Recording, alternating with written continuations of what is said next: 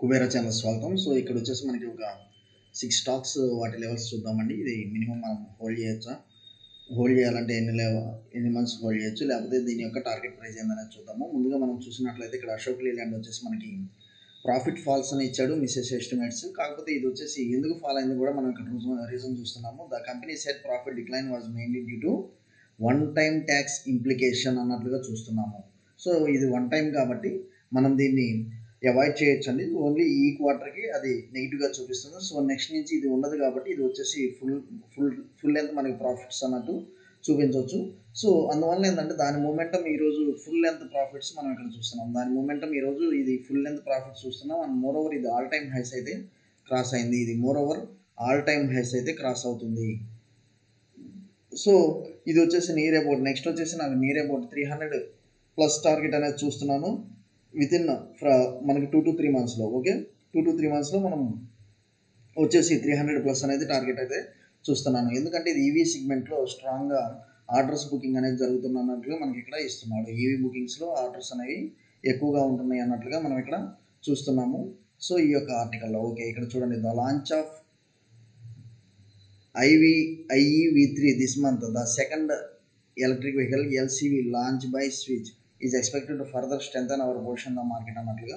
So everything మనకి ఏదైతే mobility services ఉన్నాయో ప్రతి ఒక్కరు ఎలక్ట్రిక్ వెహికల్స్ ద్వారా వాళ్ళ యొక్క ప్రాఫిట్ మార్జిన్స్ బాగా పెంచుతున్నారు. అది మీరు ఒకసారి గమనించాలి. నెక్స్ట్ వచ్చేసి నెస్లీ ఇండియా వచ్చేసి ప్రాఫిట్ రైజెస్ అన్నట్లు ఇస్తున్నారు. కాకపోతే మిస్సెస్ ఎస్టిమేట్స్ అన్నట్లు చూస్తున్నాము. సో ఇది వచ్చేసి దీని యొక్క టార్గెట్స్ ఎలా ఉండొచ్చు అనేది ఒకటిసారి చూద్దాం. ఓకే, దీని యొక్క టార్గెట్స్ ఎలా ఉండొచ్చు అనేది మనం ఒకసారి చూద్దాము. మేజర్గా మనం చూసినట్లయితే ఇది 7% ఇయర్ ప్రాఫిట్ జంప్ అన్నట్లుగా చూస్తున్నారు when compared with last quarter. While the revenue వచ్చేసి 3.3% ఇయర్ జంప్ అన్నట్లుగా చూస్తున్నాము when compared with ear period. కాకపోతే ఇది వచ్చేసి మనకి ఏదైతే మనకి నెస్లే ఉందో సో దీని లెవెల్స్ మనం ఒకసారి చూద్దామండి.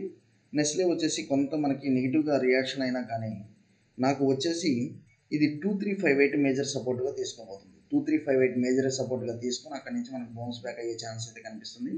సో ఇది కూడా మనకు వచ్చేసి ఆల్ టైమ్ హై అనేది మనకి ట్రేడ్ అవటం చూస్తున్నాము. 2800 అయితే ఇది టచ్ అవుతుందండి.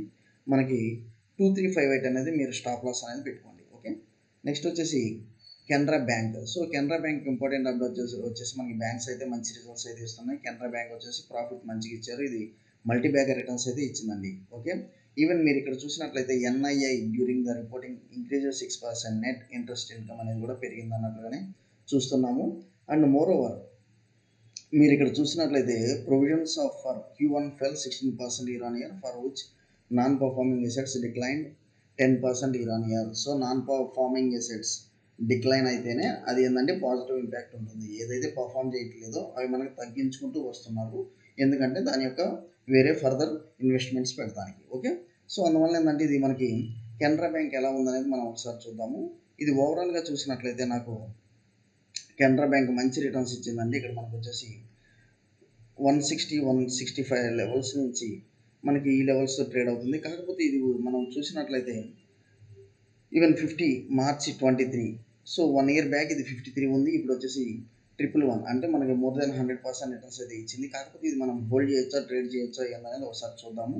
సో ఓవరాల్గా మనం చూస్తే ఇది ఒక ప్రాఫిట్ బుకింగ్ ప్యాటర్న్ లాగా కనిపిస్తుంది. కాకపోతే ఏంటంటే నాకు ఇది 108 ఏదైతే ఉందో 108. సో మీరు ఇక్కడ బయింగ్ సైడ్ అయితే ఎంటర్ అవ్వచ్చు అండి. మీరు బయింగ్ సైడ్ అయితే ఎంటర్ అవ్వచ్చు. మోస్ట్లీ 105, 106 స్టాప్ లాస్ పెట్టుకొని, ఎందుకంటే మనకి చాలా డేస్ నుంచి ఇది ఫాలో అవుతూ వస్తుంది కాబట్టి మనకు మొమెంటం అయితే స్టార్ట్ అయ్యే ఛాన్స్ అయితే కనిపిస్తుంది. మొమెంటం స్టార్ట్ అయ్యే ఛాన్స్ అయితే కనిపిస్తుంది.